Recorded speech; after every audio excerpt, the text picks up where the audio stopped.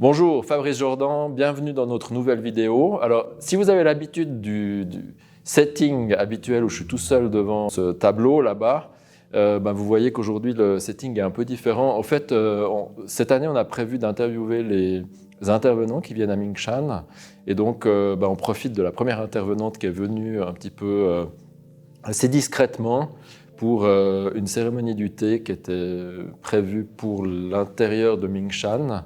Et donc, on en profite pour interviewer aujourd'hui Jade Brunel. Merci beaucoup d'avoir accepté de participer à ce jeu, parce que je sais que ce n'est pas toujours confortable, des fois, de passer à la caméra comme ça. Merci. Donc, bienvenue à Mingshan. On va parler de différentes choses avec Jade, évidemment, puisque vous voyez que c'est une spécialiste du thé, pas seulement du thé, mais d'une certaine manière de le préparer, de la cérémonie du thé. Et puis aussi, on parlera de ce livre qui est complètement fantastique, en fait, qui est vraiment une œuvre d'art en soi. Et voilà, je vais essayer de jouer l'intervieweur. Je ne sais pas si je suis très doué pour ça, mais en tout cas, je vais essayer de faire de mon mieux. Voilà. Jade, on a profité de ton passage en Suisse. Tu étais en tournée, en fait, de offering, comme tu dis, de thé, hein, c'est juste, donc des cérémonies de thé. Est-ce que tu peux nous dire juste quelques mots de te présenter déjà en quelques mots et nous donner quelques pistes sur ton parcours personnel? Oui, alors j'ai découvert le thé il y a à peu près 13 ans. C'était en fait au décès de ma mère, une personne m'avait offert du thé. Et j'ai décidé de par là d'aller en Chine pour apprendre un peu plus sur ce qu'il y avait derrière l'histoire du thé.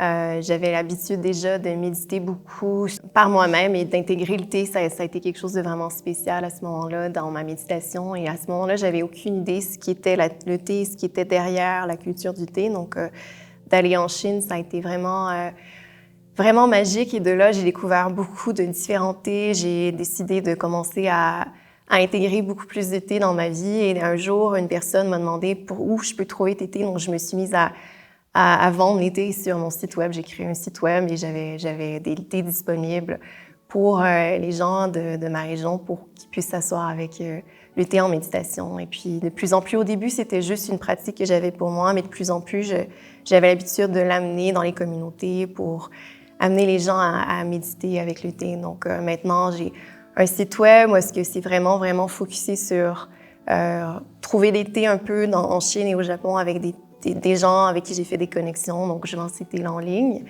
et j'enseigne la pratique du thé aussi en ligne et en personne et dans des retraites.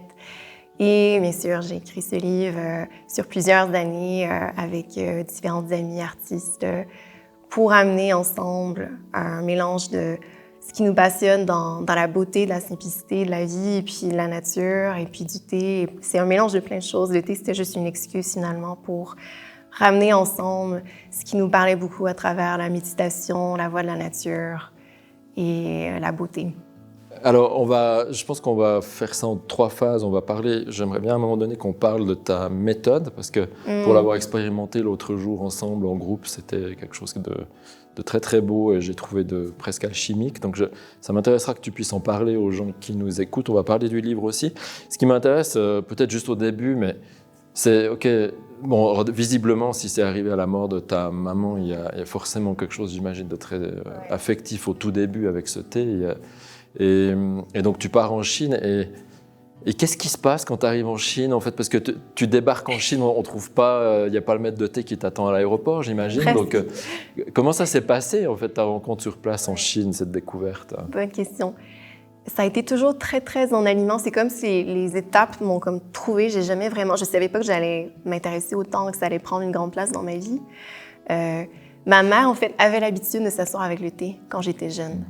Donc, c'est un peu comme si j'avais déjà une connexion avec le bien-être que ça pouvait apporter. Ma mère a eu 4 enfants, donc elle était toujours très occupée. Le seul moment qu'elle avait pour elle, pour méditer, c'était le matin à 5 heures du matin, toute seule, face à la fenêtre, avec son thé. Donc, c'est une image que j'avais déjà très connectée à l'espace, un peu se ressourcer, se retourner vers soi-même. On habitait dans la nature, dans la forêt, donc ça l'amenait beaucoup à se connecter avec ça. c'est pour ça qu'avant son décès, une personne est apparue dans ma vie et m'a offert du thé. Il m'a dit, je sais pas pourquoi, mais j'ai l'impression que ça va être important pour toi. Et de là, je suis arrivée en Chine et littéralement, en fait, avant la Chine, c'était la Malaisie, à Penang. Et je me promenais dans la rue, je suis entrée dans un centre de thé vraiment random. Il y avait vraiment une personne qui m'attendait là, en fait, qui était mon premier enseignant de thé, Jin. Et de là, il me dit, je sais pas pourquoi, mais j'ai envie de t'inviter à t'asseoir avec moi. Et puis, on a passé beaucoup de jours ensemble. Il m'a invité à rencontrer ses enseignants de thé. Et puis, on a passé beaucoup de temps dans les temples. Et de là, le parcours s'est poursuivi en Chine, au Japon, au nord de la Thaïlande. Et voilà. Donc, c'est un peu comme si les étapes m'attendaient. Et j'ai pas vraiment à chercher à les bâtir. Et puis, j'en suis maintenant là, derrière cette pratique qui était pour moi à la base juste une pratique pour mon propre parcours de deuil, de guérison et de me retourner vers l'essence de la vie. Et puis, de comprendre aussi toutes les transitions de la vie avec plus de paix. D'accord, merci pour ce premier début de parcours. Est-ce que tu dirais aujourd'hui que ce que tu fais, c'est un art sacré? Je pense que oui, très, très sacré, ouais. C'est un art qui définitivement fait appel à une plante qui est très sacrée, très ancienne, qui a à peu près 4000 ans, la plante Camellia sinensis. Et cette plante prend différentes formes dans l'histoire et aussi a été servie de différentes façons dans l'histoire. Il y a énormément de voix du thé. C'est pas autant, en Chine en tout cas, c'est pas de ma compréhension, autant formalisé qu'au Japon. Donc, il y a beaucoup plus de flexibilité dans les différentes pratiques que les gens s'engagent à découvrir. Et puis, dans différentes communautés, il va y avoir une différente pratique, dépendamment du type de thé qui est produit dans cette communauté. Alors, il y a énormément de pratiques du thé. Donc, c'est dur de formaliser un peu la pratique du thé. Mais ce que je pratique, moi, je peux même pas vraiment utiliser le terme précisément Gong Fu Cha, mais c'est un peu Gong Fu Cha. Puis c'est aussi un mélange de ma propre créativité aussi. C'est un mélange de tous les gens avec qui je me suis assise et partagé le thé. C'est un mélange de ma propre compréhension, de ma propre pratique personnelle avec cette plante. C'est tellement de mélange ensemble, en fait. Donc, il n'y a pas de formalité ou de nom, vraiment, pour ce que je pratique. C'est un mélange de... J'utilise des récipients que j'ai appris à connaître, bien sûr. C'était super important d'apprendre à les connaître, d'apprendre à comprendre d'où ils viennent, leur nom originel, leur raison d'être dans le rituel, pour s'engager dans cette danse d'eau et de feuilles. Mais je l'ai appris de différentes façons et de différentes personnes. Donc, j'ai pas un seul enseignant. J'ai eu énormément d'enseignants différents dans ces 13 dernières années, en Chine, au nord de la Thaïlande, en Malaisie et aussi aux États-Unis, au Canada, aussi même en Europe, en Suisse en fait, et puis au Japon pour le Senshato, qui est une autre pratique aussi que je pratique. Ok. Gong Fu Cha, hein, c'est jamais pour les gens qui connaissent pas. Cha, c'est le thé en fait en Chine, et Kung Fu, ben, vous savez, c'est pas Kung Fu Panda, mais disons c'est le Kung Fu du thé. Donc c'est vraiment le travail spirituel aussi du thé. En fait, c'est vrai que j'étais étonné parce que l'autre jour, moi j'ai déjà vu des cérémonies du thé. D'abord, ça m'a fait penser à certaines cérémonies qu'on voit dans le taoïsme aussi. Et puis ce que j'ai remarqué dans les voyages qu'on a fait, c'est que souvent, en fait, les maîtres de rituel ou les maîtres de thé ont tous une technique de fond. Mais je dirais qu'il y a certains qui restent très proches de la technique. Et il y a d'autres qui transcendent leur technique, en fait. Alors moi, ce que j'ai expérimenté l'autre jour avec toi, c'est que j'ai trouvé que tu transcendais cette technique, justement, et que ce rituel était habité, ce qui est ce qu'on attend normalement d'un rituel. Et c'est vrai que ces temps, c'est pas mal la mode de l'expérience par les plantes, l'ayahuasca, ces temps, c'est le cacao, en fait.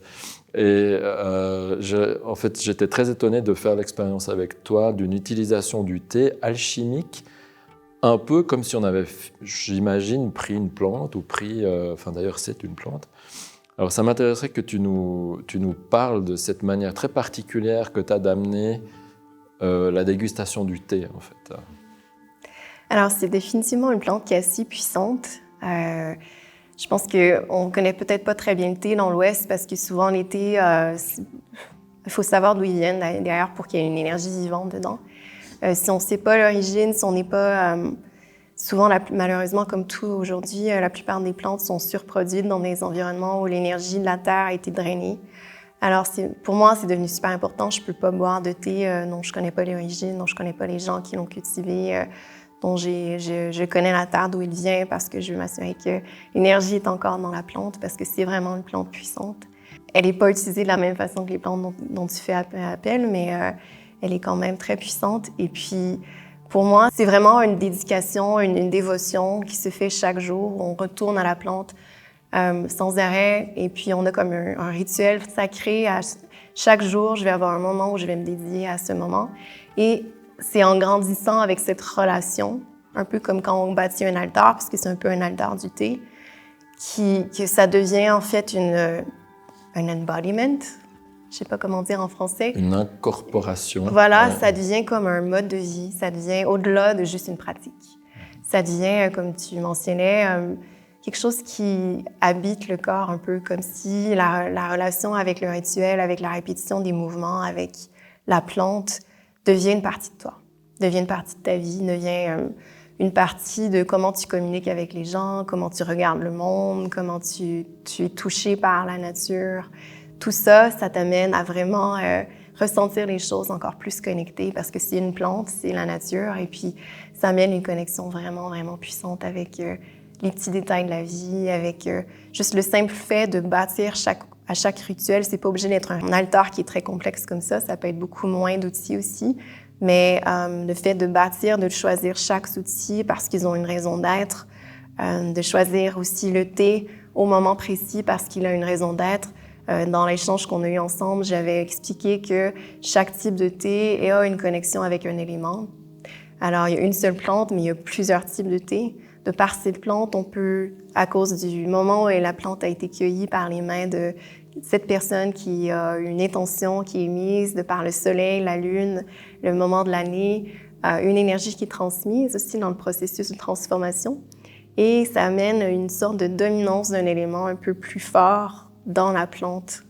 Donc, que ce soit un thé vert qui est peut-être plus associé au bois, à l'énergie bois, un thé blanc qui est plus associé à l'eau, un thé rouge qui est plus associé au feu, ou un thé oolong aussi, certains oxydés qui sont plus associés au feu. Et les thés puers ou vieillis, c'est plutôt terre, et on le goûte littéralement quand on boit un puer, il y a ce goût d'humus un peu. Et puis métal, je l'associe avec la pratique qui fait du sens pour moi à la fleur. En fait, la fleur Camellia sinensis, qui est une fleur blanche, qui est délicate, qui souvent va être amenée aussi à pousser à un moment où on cultive peu, là on cultive moins les feuilles. Un moment d'espace vide, un peu comme le métal, l'énergie entre les saisons, l'énergie où il y a le retour un peu d'une lenteur, d'un repos. Alors, c'est un peu comme ça, ça nous amène de cette façon à se connecter à la plante d'une façon plus intentionnelle, parce que je me sens d'une certaine façon, j'ai envie de communier plus avec l'énergie bois, mais je vais choisir un thé vert. Si j'ai envie de communier plus avec l'énergie feu, même chose, je choisis peut-être un thé qui est plus aligné avec ça, en fonction de comment je me sens. D'accord. Oui, pour vous expliquer, en fait, quand on a fait la cérémonie du thé ici à Mingshan, Jade nous a fait éprouver, je n'ai pas tellement d'autres mots, les 5 éléments au travers de 5 variétés de thé. Et on devait prendre des notes après. Donc après chaque ingestion de thé, on devait prendre des notes sur ce que ça nous faisait, ce que ça déclenchait à l'intérieur. Ça m'a fait penser d'ailleurs un peu à la manière avec laquelle on intègre la pratique des talismans quand on les active. Et c'est vraiment une pratique de type alchimique que personnellement je ne connaissais pas. Et d'ailleurs, je me suis complètement trompé, moi, au début, parce qu'elle nous avait présenté ces 5 éléments. Donc moi, je suis parti sur le bois, j'ai marqué mes trucs comme il faut. Et en fait, à chaque fois, j'expérimentais en pensant que c'était un autre élément. Et je marquais les choses qui m'apparaissaient. Et quand à un moment donné, je me suis rendu compte que je m'étais trompé, eh bien, j'ai remarqué que les mots-clés que j'avais mis à la perception du thé n'avaient pas tenu compte de mon erreur, si j'ose dire, mais vraiment de ce que Jade était en train de transmettre. Donc, c'était quelque chose d'assez, j'allais dire puissant, mais en fait, j'aime pas tellement ce terme-là dans ce cadre-là, parce qu'en fait, c'était beaucoup plus subtil que puissant. Et dans ce sens-là, c'était justement alchimique, ça allait du côté du xuan, du mystérieux. ce qui est pour moi l'essence même des pratiques. Alors j'ai peut-être une question pour toi. Tu as beaucoup parlé de la relation avec la plante, avec les éléments. Ça fait 13 ans que tu pratiques. Le thé, dans quelle mesure ça t'aide avec les gens normaux, avec les humains, parce qu'en fait on passe quand même 80-85% de notre temps en interrelation. Qu'est-ce que ça amène à cet endroit-là? C'est drôle parce qu'une personne m'a demandé après l'échange qu'on a fait, où il y avait 20 personnes, où je devais servir 13 tasses à 20 personnes, donc ça fait quand même un grand nombre de tasses quand même, et je devais bouger beaucoup. Il m'a demandé, est-ce que tu arrives à te concentrer sur ta tasse quand tu t'assois toute seule après? Et j'ai fait oui. Je prends une grande respiration et je me concentre très, très comme si j'étais toute seule en fait. Le monde autour de moi n'existait plus. Pendant un petit moment, j'arrivais à me couper de tout ce qui venait de se passer avant, tout ce qui allait se passer après et de l'énergie qui m'entourait. Donc, je trouve que cette pratique-là, comme ça m'amène à me focusser beaucoup sur l'intention de chaque détail, m'amène à être plus en harmonie avec ce qui existe, même s'il y a beaucoup d'éléments très dérangeants autour de nous parfois, une énergie qui est moins en conscience. Ça m'amène à moi préserver cette conscience, malgré le vent qui nous entoure, puis les distractions qui peut nous entourer avec les gens normaux, ou je sais pas, ou moins en conscience, disons. Donc, mais là, attends, parce que je trouve que tu n'as pas répondu complètement à ma question. J'entends que ça te permet de te focusser mieux vers toi. J'entends aussi que ça te permet finalement de mieux focuser vers une personne en particulier en faisant un peu fi des choses autour pour être vraiment présente avec la personne en particulier. Oui, aussi. Ça amène beaucoup de capacité à être plus présent, à décider en fait où est la présence. De la même façon que quand j'interagis avec ce récipient-là, je suis vraiment présente avec que ça. Je ne pense pas à tout ce qui m'entoure après, à tous les tasses que je m'apprête à servir. Donc, ça m'amène à être très dévouée à cet objet, cette personne, ce moment. Donc, oui, ça amène à être énormément présent dans le regard, quand j'échange avec les gens, dans tout ce qui se passe, quoi. Quand je décide de mettre le dévouement dans cette personne, dans ce moment, dans cette respiration. C'est vraiment une belle pratique pour ça, clairement, oui. Merci. J'aimerais venir sur ton ouvrage maintenant. Donc c'est cet ouvrage qui s'appelle le thé, renouer avec l'essence de la vie. Alors là-dessus, tu t'appelles pas Jade Brunel seulement, mais Christina Jade Brunel. Simplement sur le site internet, je pense qu'on retrouve plutôt Jade Brunel, n'est-ce pas? Et donc, est-ce que tu peux nous parler un peu de la genèse de ce livre? J'aimerais juste vous montrer peut-être une ou deux illustrations, parce qu'en fait, j'ai l'impression que tout a été fait avec un soin complètement fou.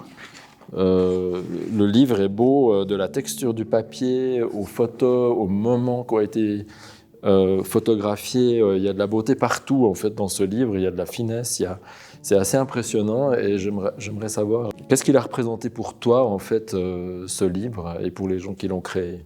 Alors, de créer un objet dans un monde où il y a beaucoup d'objets, ça a été particulier, mais on ne voulait pas faire un livre électronique parce qu'on trouvait qu'il y avait quelque chose de beau dans le papier, dans toucher l'énergie du livre. En plus, le livre, la couverture, a été teinte par le puer, le thé puer.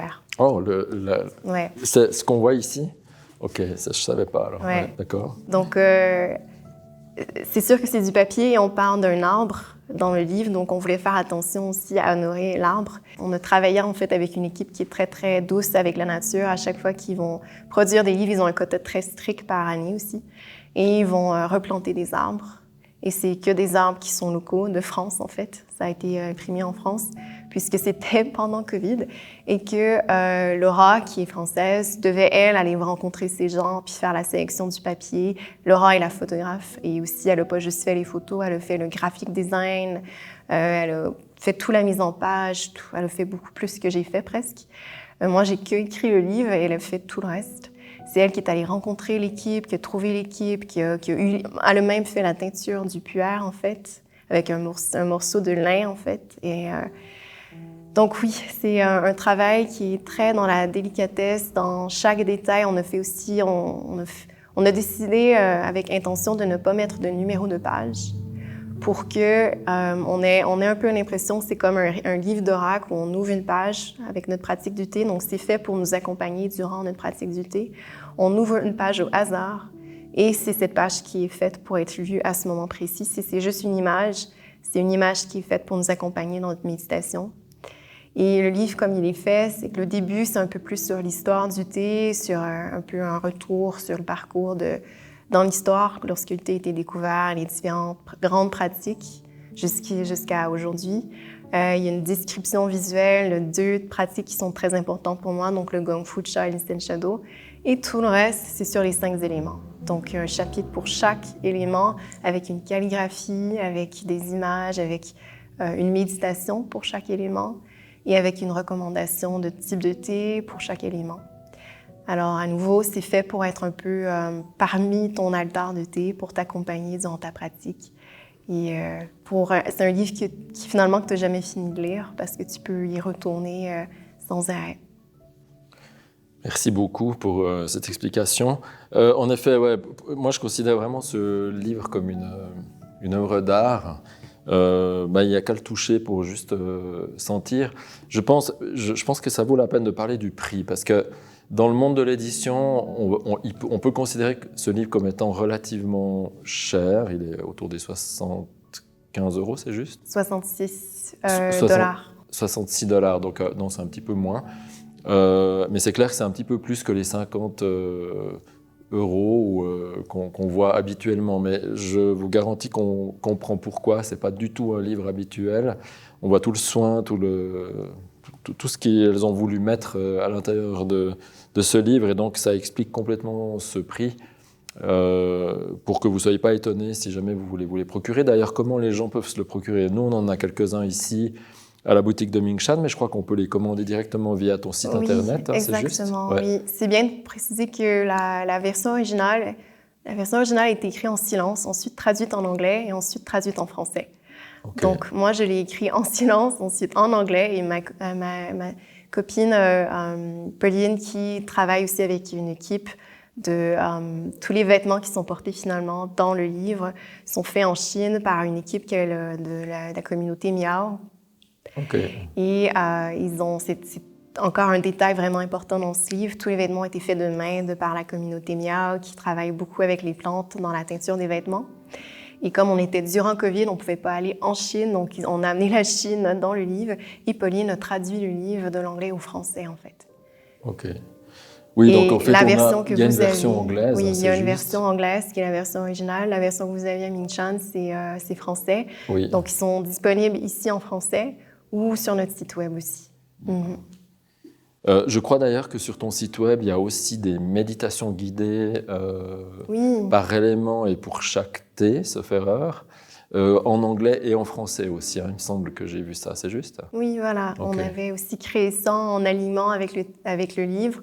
C'est l'audio finalement guidé des méditations du livre, un peu différente, mais quand même jointe avec des sons et une voix faite avec aussi une amie artiste. Et c'est juste pour aussi accompagner le livre d'une autre façon, un peu audio. C'est 5 méditations, une par élément, enregistrées audio. Okay. Voilà, je pense qu'on arrive à la fin de cette vidéo. Le temps passe très vite, mais c'est pas mal de laisser un petit peu de mystère. Moi, je vous laisse aller découvrir le site de Jade qui se mettra en surbrillance sur cette vidéo. Merci beaucoup, Jade. Et je te souhaite une bonne suite de tournée. Je ne sais pas exactement où vous en êtes, mais en tout cas, un grand merci d'être passé à Ming Shan. Merci.